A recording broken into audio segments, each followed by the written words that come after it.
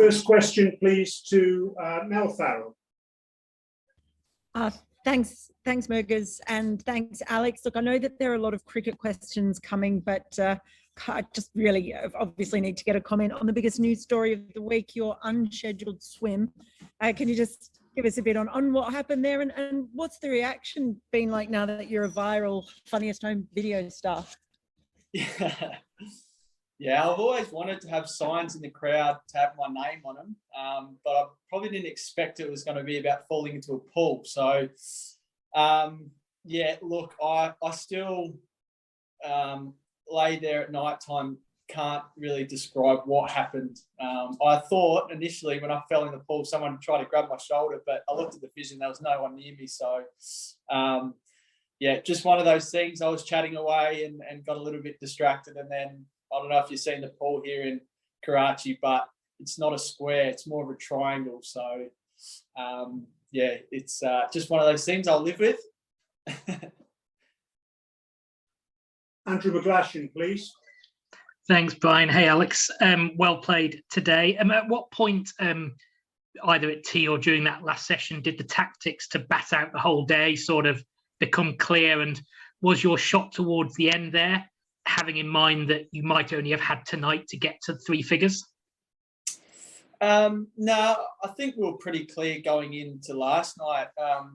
The captain basically said to the batters to come, get your head around batting all day, and unless the message comes otherwise. And Starkey and I were just batting along. It's not the easiest wicket to score quickly on. I know that might sound interesting, but yeah, it's starting to be a little bit variable, inconsistent. There was reverse swing at times throughout the day. The off spinner, you know, he bowls lots of balls in a good area, and you know, with not a lot of pace on him. So, you know, the more runs we can get in this first innings, obviously it sets us up for the back end. But I think the wicket's starting to show a little bit of life now, or the opposite. Basically, it's inconsistent. It's some patches are starting to open up a little bit. So I think the game will move quicker going into the back end of tomorrow, day 4 and day 5. Cheers, Alex. Thanks. Andrew Ramsey, please. Thanks, Brian. Hi, Alex, and congrats on the knock. Just wondering, from having to spend a bit of time out there, what do you think the most difficult elements are going to be, sort of batting on it from here on in? Is it the spin? Is it the lack of bounce? Is it reverse swing? Is it all of the above? Yeah, I think reverse swing's always difficult for, I guess, coming over from Australia. We probably don't experience those conditions a lot, but obviously the home team will have.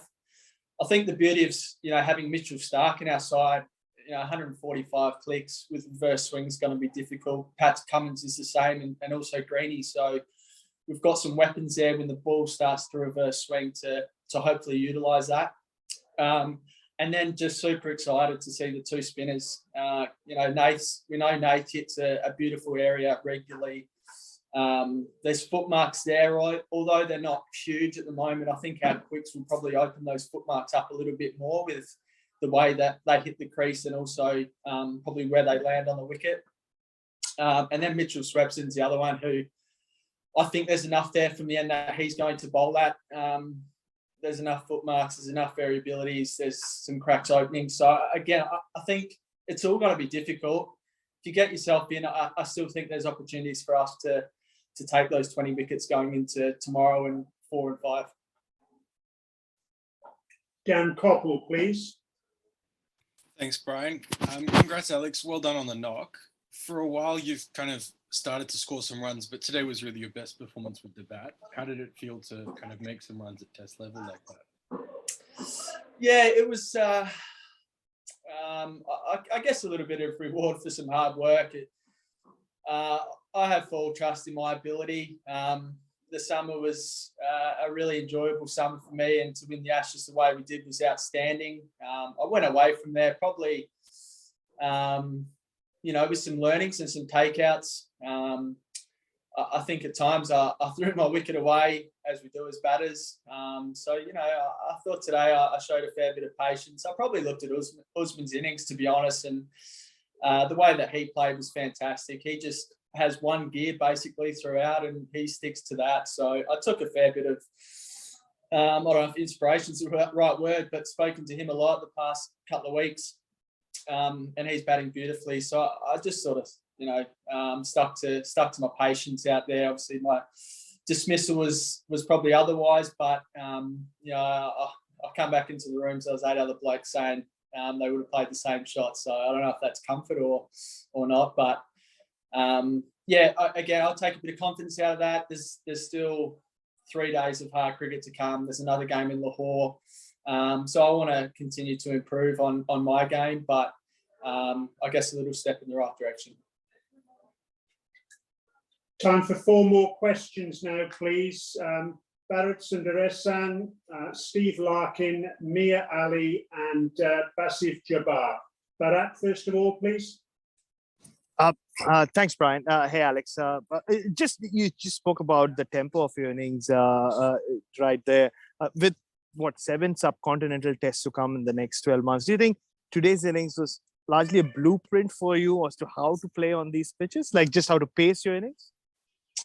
Yeah, I think so. Without having, I guess, any expectations going forward, I think, having the ability to sweep spins probably going to be handy. I do that in Australia on reasonably flat wickets, and I'll probably continue to do that against spin. I think, again, I feel like I've over the last couple of years been pretty consistent in red ball cricket. The last probably handful or dozen games in first class haven't been my strongest, but I still feel really good out in the middle. First crack at subcontinent. I guess we had so far we probably had the beauty of these conditions in the first innings. So I guess, there's some little key takeouts. Again, I think speaking to the experienced guys, they all have different methods the way they do it, but they also work really hard on it. So not just the games here, but the opportunities to train have been fantastic. Thank you. Steve Larkin, please. Thanks, Megas. Hi, Alex. I imagine when walking out, if someone said you'd have 93, you would have taken that. But is there any sense of disappointment in not getting the 100? Yeah, absolutely. I'd be disappointed if I made 1, 2, or 3 or 40. I'm always disappointed when I get out. It's a number. So close. Unfortunately, it's the way it goes. I thought I was pretty disciplined and patient throughout the day, and to be honest, I saw an opportunity to hit one over cow late in the day. Pretty big gap out there.